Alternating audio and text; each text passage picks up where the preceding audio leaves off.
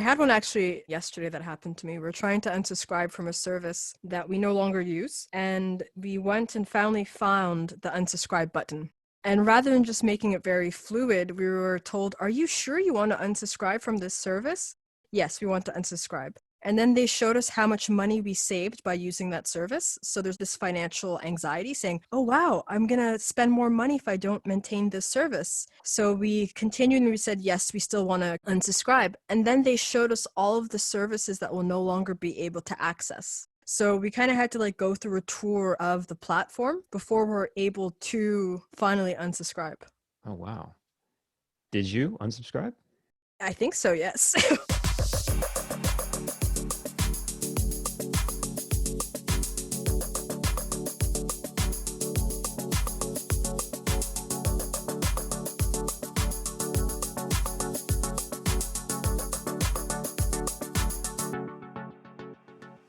Howdy, friends. This is the Ascend UX Podcast, a show about the experience of user experience design.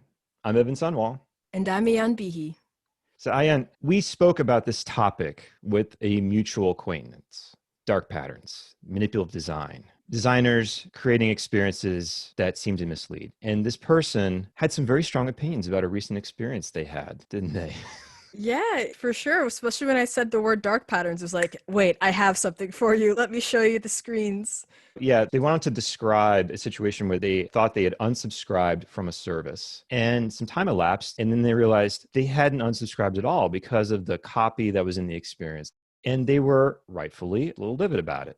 They went on to contact the service and describe and explain the situation, and they admitted no fault for what they had created. They said, we don't agree. We don't agree. This is misleading. That's pretty frustrating. So frustrating. Just the time it takes to have to go back and redo something that you feel like you've been tricked into. How about you, Evan? Have you had any experiences with dark patterns recently or just in general? One of the things I experience with buying stuff online, you put in your email and then you get signed up for their newsletter. And I'm like, no, get that stuff out of there. I don't want that stuff. And then every time I kind of engage with the unsubscribe process, I have to go into vigilant mode. I have to find it first, because sometimes they'll style it subtly. Maybe the contrast of the text will be a little off and it'll look washed out, or it'll be phrased strangely. Then read the web page. How are they framing the unsubscribe process? Click on this to unsubscribe, or click on this to maintain contact. I have to strain to make sure that I am understanding what I am doing correctly, because I so frequently get it wrong and I hate it. Me too, actually. I really don't like newsletters, if I can be honest. So I always exercise my right to unsubscribe. But the worst is when you unsubscribe and then that newsletter comes back and you're like, wait, did I unsubscribe? Or was that just a figment of my imagination? Yeah. Yeah. And then you blame yourself, like, I didn't do it right. Oh, no. And then you go through it again. And yeah, it's a bad feeling. We've talked about design as manipulation in a way that we want to help people achieve goals, and we want people to use a product successfully. But there's this underhanded approach that crosses a ethical threshold, manipulative design that is not exactly keeping the user interests in heart and creating a negative experience, negative emotions with your user base. We have a special guest, Jennifer Lee, that's going to help us talk about this topic. Jennifer Lee recently graduated from the University of Washington, Seattle, with a Bachelor's of Science in Information Technology and a concentration in human-computer interaction. Jennifer developed her product design skills interning in a variety of environments, such as startups, design consulting agencies, and larger companies such as Indeed. She landed a job post-graduation and will soon be a technology advisory consultant at Ernst & Young, where she'll use her passion for problem solving and advocating for customers. Jennifer, welcome to the show. Yeah, thank you so much, Ayan and Evan. Very excited to start this conversation with you guys. For the audience, let's just talk about, what's a design pattern? So design patterns are repeatable solutions used for recurring design problems. They act as common languages among designers and guide users to achieve their goals while interacting with different platforms. Design patterns are very valuable and efficient as they're created to provide seamless and enjoyable interactions. These are kind of shortcuts. So when a user encounters a novel new situation, they can use existing prior knowledge around that experience to use it more successfully. Is that right? Exactly. So what are dark patterns? Dark patterns are created to manipulate user interactions and mislead users into doing something they don't want to do. The terminology dark patterns was actually created by a UX practitioner named Harry Brignall in 2010. And Brignall defined dark patterns as instances where designers use their knowledge of human behavior, such as psychology or cognitive science, and the desires of the end users to implement deceptive functionality that is not in users' best interest. Why do you guys think that dark patterns are being consistently used within our practice as designers? So dark patterns are usually created in the interest of business goals and short-term gains like the number of subscribers or the amount of revenue. Our tech industry is very fast-paced. There is definitely a pressure on the business and product teams to meet or exceed their business goals in a very short amount of time. Let's talk about some of the different types. What are the most common dark patterns that are out there these days? Going back to Brignall, he actually defined 11 types of dark patterns, but all the dark patterns fundamentally use 5 strategies. They are nagging, obstruction, sneaking, interface interference, and forced action. Okay, what about nagging? Let's describe nagging. Nagging is defined as the redirection of expected functionality that persists beyond one or more interactions. In a more common sense, is basically saying that the apps or the websites are pushing or nagging users to do something until they actually do it. So for example, 2 years ago, Instagram had this function where they asked users if they want to turn on their notifications. And instead of giving a no option, there are only 2 options. There's not now and yes. And when they click not now, Instagram just keeps sending you that pop-up. Users can't really say, no, I don't want to receive notification. I had one actually in regards of nagging yesterday that happened to me. We're trying to unsubscribe from a service that we no longer use, and we went and finally found the unsubscribe button. And rather than just making it very fluid, we were told, are you sure you want to unsubscribe from this service? Yes, we want to unsubscribe. And then they showed us how much money we saved by using that service. So there's this financial anxiety saying, oh, wow, I'm going to spend more money if I don't maintain this service. So we continued and we said, yes, we still want to unsubscribe. And then they showed us all of the services that will no longer be able to access. So we kind of had to go through a tour of the platform before we're able to finally unsubscribe. Oh, wow. Did you unsubscribe? I think so, yes. We'll see shortly. I think so. I'll check my bank account in a couple days. It's exactly what we're talking about right now. I think I did. I think. So about the next one, Jennifer. The next one is obstruction. Obstruction is when a process is made more difficult than it needs to be with the intent of dissuading certain actions. While I was doing research on dark patterns, I was trying to delete my Amazon account. The process was a perfect example for obstruction. First, I spent about 10 minutes going to the account settings and searching on the page about how did I delete my account. And I couldn't find a way to delete it. So I had to Google myself, how do I delete my Amazon account? Finally, I went to their help center, which you have to scroll all the way down on the page in a very tiny font, and you click help. And even under help, there's, do you need more help? And then in there's a form that finally asks you, so what is your problem? So I'm like, I really want to delete my account and clear my data. After taking all those routes to get to that point, instead of giving you the option to delete your account, you are set up to email a customer representative. So there's no direct options to say delete your account. You have to talk to someone and wait for them to persuade you all the reasons why you shouldn't delete your account. And Brignall actually categorized the specific dark patterns as roach motel, when it is very easy for users to get into something, but it's difficult to get out. So Jennifer, how long did it take you in total from the moment that you decided to do it till you got that email to contact the customer service representative? Too long. It was probably 25 to 30 minutes. I wonder how many people just say, forget it, I don't care anymore. Because 25 to 30 minutes is a lot of time. So for people to persist to actually fulfill that goal of deleting their account, I'm sure it's 1%.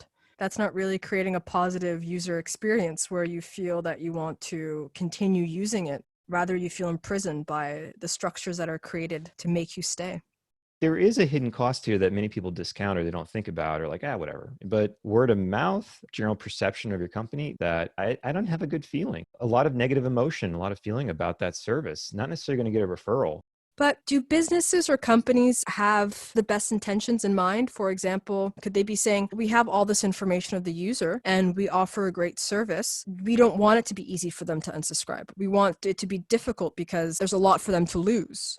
I think there's a role in, hey, if you're going to unsubscribe or delete the service, there's a couple of things you should know. Either this is what we're going to do with your data, this thing's going to be discontinued. There's some benefit to this, and we want to make it clear to you that there are some consequences to doing this, and we don't want you to do it accidentally. However, how much friction, how much physical load, cognitive load are you baking into that experience where it becomes that obstructionist dark pattern that we talked about before, where it's fairly obvious that I've gone through 4 hoops now and you're still not letting me unsubscribe, versus maybe 1 hoop communicating potential consequence or making sure or just confirming you really want me to enact a permanent change or something that could be destructive. So Jennifer, how about the next one? The third strategy is called sneaking. Sneaking is when apps tend to hide, disguise, or delay information that is relevant or valuable to users. We had an experience where we're using a new tool and some of the terms and services were not clear. They were on a separate page that I had not clicked on. And it kind of would have changed my thoughts about how we would have signed up for it and how we would have used it. It was there. I could have clicked on it, but it was so de-emphasized. It was stylized in such a manner that I didn't see it. And that was important information to make a final decision about signing up for it. Another example is user agreements. I don't know if you guys read user agreements, but I really don't because they're like 50 pages long and it's very hard to read every single sentence. I try to, but in the end, you just feel overwhelmed and I just give up. It's been a pretty rare case where maybe I tried to look for how my data would be used and then I couldn't find it. It seems like it's written to my lawyer. As users, it's hard for us to read everything and we just want to filter through to the thing that can actually reach our goal. Companies can take advantage of that to sneak information that is relevant to us and that we don't see. How about the next one, Jennifer?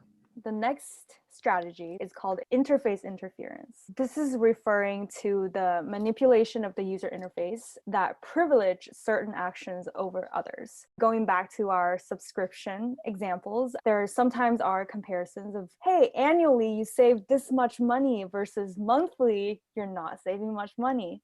Another thing that I've seen around that is sometimes in games, if there's a microtransaction where you can purchase something, they'll mark something as this is the best deal. This is the one you should get. And it's treated differently. It's styled differently. It looks enticing. It's not the best deal. It's just trying to tap into a shortcut of like, oh, I want to get the best deal. I want something that is financially good for me.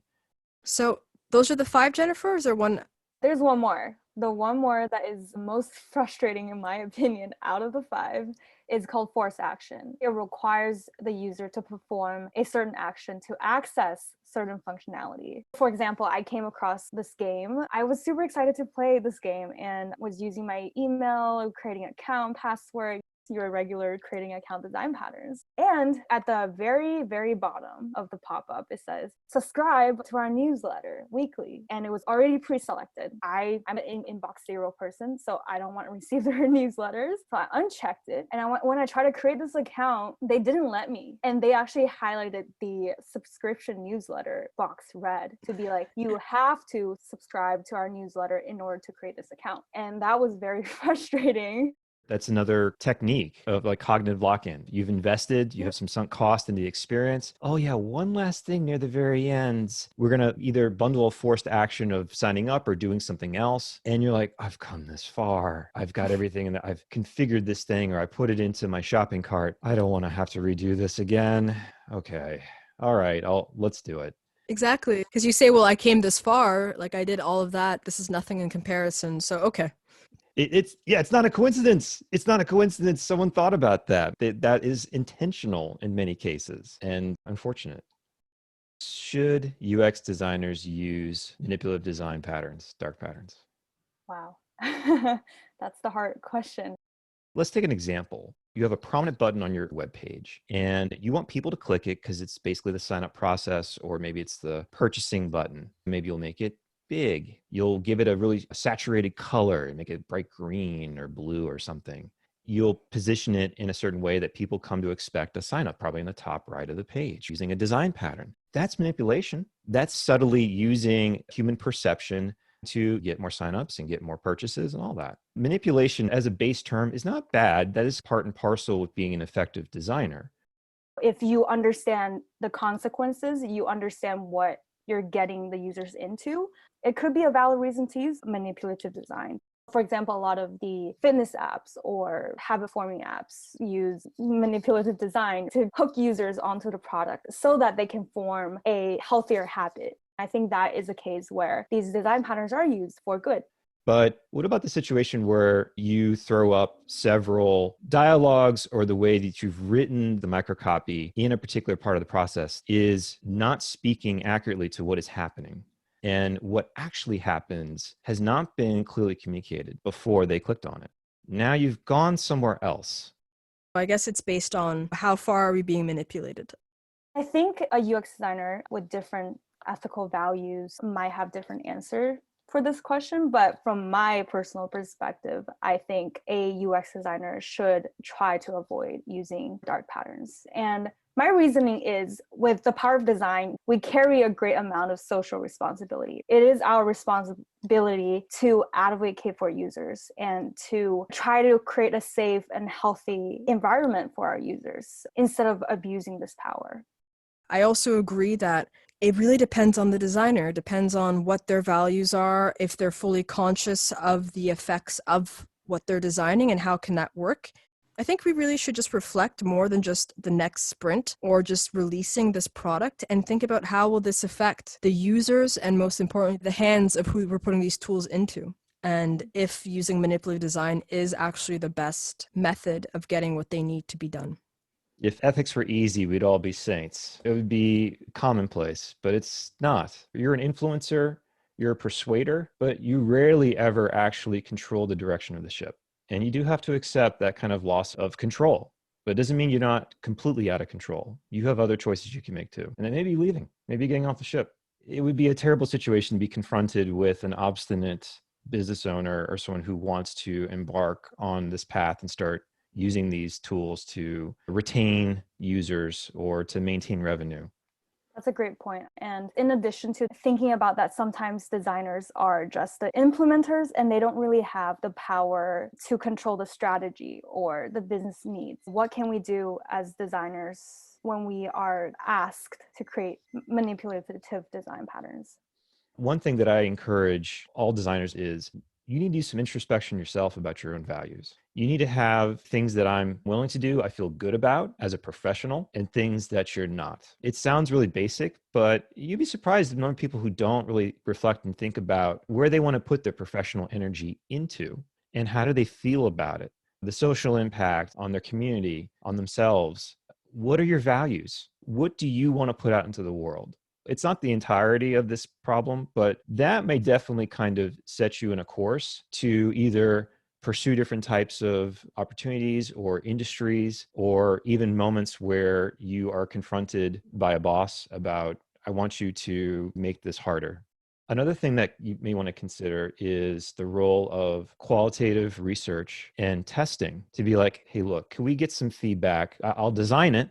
We'll create a concept. Can we get some feedback from our user community about this experience? Let's have someone delete the service. What will come out of that? If you designed a misleading approach that is disrespectful to the user's needs and goals, it probably will come out pretty quickly through even a couple of sessions about people's feedback on that. And the erosion of trust, you could use something like that to maybe persuade your colleagues, like, this seems to be a very negative experience and people are very soured by it. Should we continue to do this? It also can provide a company with an opportunity to better understand what's not working in their product to improve it. So if I'm there to unsubscribe, that means that I'm not satisfied with the service or product that I'm paying for. So the company, rather than forcing the person to stay, that could be a really great opportunity to be like, hey, we're sorry to see you leave. Do you mind that we ask you a few questions to help us understand why you're leaving? And perhaps rather than pushing that user into the corner where they feel imprisoned, they might be like, oh, wait, they actually care about my opinion. They feel that they can participate and provide their time and their opinions to improve that service.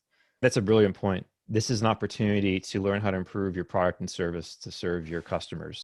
It may not be a pleasant conversation. It may be a hard one to negotiate or make happen, but that's certainly probably going to give you richer insights about improving your offerings and being a more successful company than trapping them and misleading them.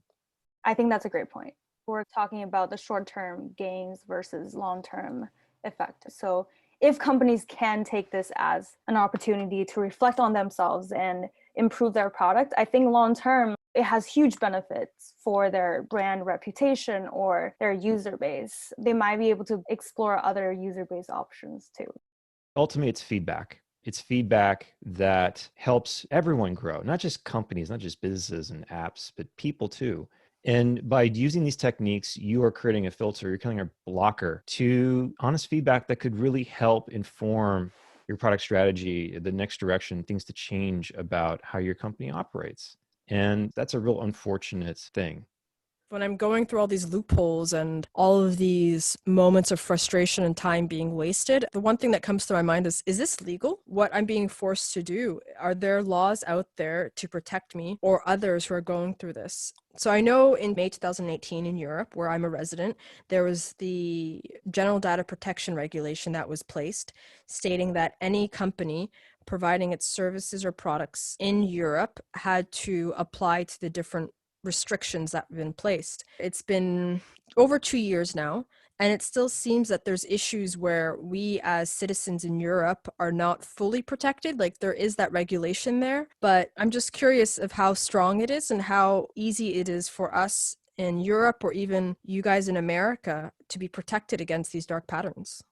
I think from my research, there currently aren't really laws that prohibits the usage of dark patterns, but there are definitely a couple laws that are created to protect user privacy and restrict companies from using the dark patterns. So one of them is what you mentioned earlier, GDPR. It requires the users informed consent to process their personal information to each usage of their personal information. And that tackles a couple of the strategies that we talked about earlier, like misdirection or sneaking. Another law that UK proposed in April 2019 talks about that restrict operation of social networking services. When they're used by minors, it prohibits using nudges to draw a user into options that have low privacy settings. There's one more law that I found that is related to this topic. There is the DETOR Act, which stands for Deceptive Experiences to Online User Reduction, that would make it illegal for companies with more than 100 million monthly active users to use dark patterns when seeking consent to use their personal information. So I definitely think that we're taking steps to understand how data privacy works on the internet and to protect our users when they share their personal information. My question is then who is going to be regulating and applying these? Because I don't know if you guys remember when Mark Zuckerberg testified at Senate, the senators were not fully conscious or aware of technology. So they were asking very simple questions like, what is the internet? And those are the people who are supposed to be protecting us at the same time. So whose role will it be to actually make sure that these laws are put in place and being used to protect us? I think I see on the horizon the creation of regulatory bodies around some of the most egregious forms of dark pattern implementation, particularly around user data or mental health.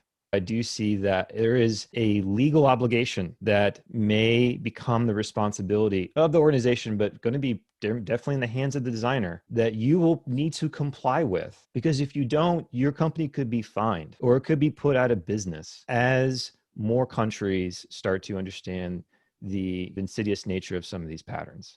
That's a significantly different world than we find today, which is like, design whatever you want, do whatever you like. There's no consequence. In some decades' time, that will not be the case. And you'll need to learn and understand some of the rules around these laws. Fun fact, actually, in France, there is the National Commission of Informatics and Liberty, which has been created in 1978 to protect citizens and their privacy. So people who have any issues can contact in French, it's called the CNIL, and they can state any issues that they found of their privacy being abused.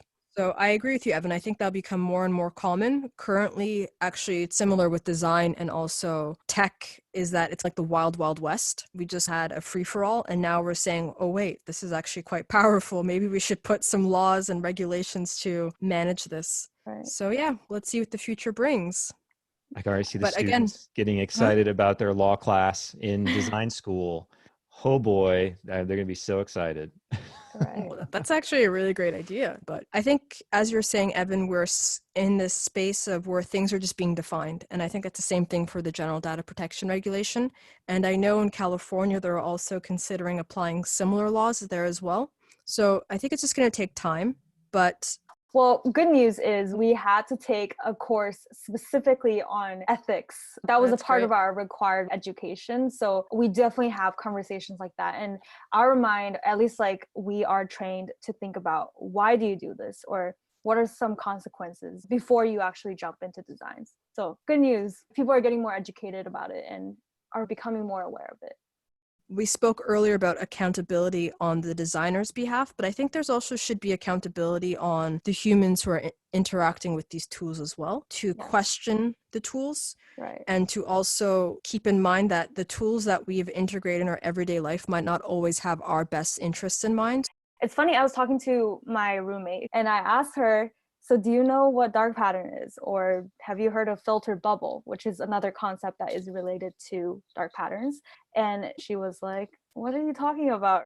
And that's surprising. You think about how people are outside of design industry or tech industry, how little they know about internet or product manipulation, design patterns, stuff like that. So it is definitely also users' responsibility to be educated, to be informed, to read about dark patterns. And when they see dark patterns, speak up and let the companies know the consequences and that users are not that easy to trick, to mislead. Well, Jennifer, this was a very educational discussion on a lot of responsibility for a tough topic. Thank you so much for coming out today and talking about this with us. Thank you, Jennifer. It was great to talk to you and learn more about these patterns that exist and are very prevalent in our field as designers. Thank you guys so much for this amazing conversation today.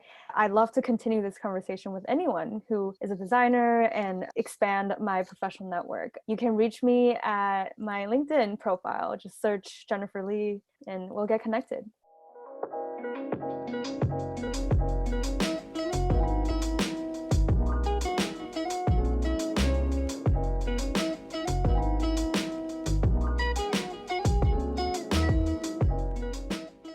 So I have a bit of an issue. We've been talking a lot about dark patterns through this really interesting discussion. And I think in this date and time right now, this increasingly awareness in the tech industry, we've heard things about this terminology of black and white, of dark and light. It bothers me a little bit. I feel a little bit of a tinge of something, and I can't put my finger on it. And I'm not ascribing Harry Brignall had any ill intent about calling these unethical behaviors dark patterns, but it just bothers me a little bit. What about you? I'm with you a bit on that one, Evan. I feel it kind of irks me as well, because as I was thinking about that, I said, okay, so what is the opposite of dark patterns? What is the antonym of dark patterns? It's just patterns. We're not saying, oh, we should be putting light patterns or good patterns into this. We're clearly going to the other spectrum and saying dark, and then going to that connotation where dark is a negative thing. For me, there's also the question that is, we are trying to describe this to designers as well, but there's also the public who we want to become more conscious of these things that are happening in their daily interactions with technology. And I find that the word dark is too obscure. It doesn't give enough of a description for them to fully understand. I like what we used manipulative patterns because it's more emotional, saying, oh, wait, I don't want to be manipulated. I think it makes it easier to understand what those actions are, because dark, it's not too precise dark. I think we can go deeper and use a different word that better describes what is happening. We're talking about a negative behavior, unethical behavior, something detrimental. We could come up with a different term that basically communicates the same idea. We're not going to change the world. We're not going to heal it by using a different term for an esoteric design concept. But tiny little steps like this, or even having dialogue and conversations with your colleagues and peers, hey, that can help a little bit. Maybe in time, there'll be dawning awareness of how different professional terms that we use, how other people feel about them, and maybe find a better way. We can make a survey if you want as full-on designers. That's going to do it for this episode of the Ascend UX podcast. We'd love your questions and feedback. Please send them to ascendux@pros.com. That's ascendux@pros.com. Also, rate, follow, subscribe, or leave comments on Apple Podcasts, Spotify, or whichever service you're using to listen to us. We definitely appreciate it. Thank you. Until next time, guys.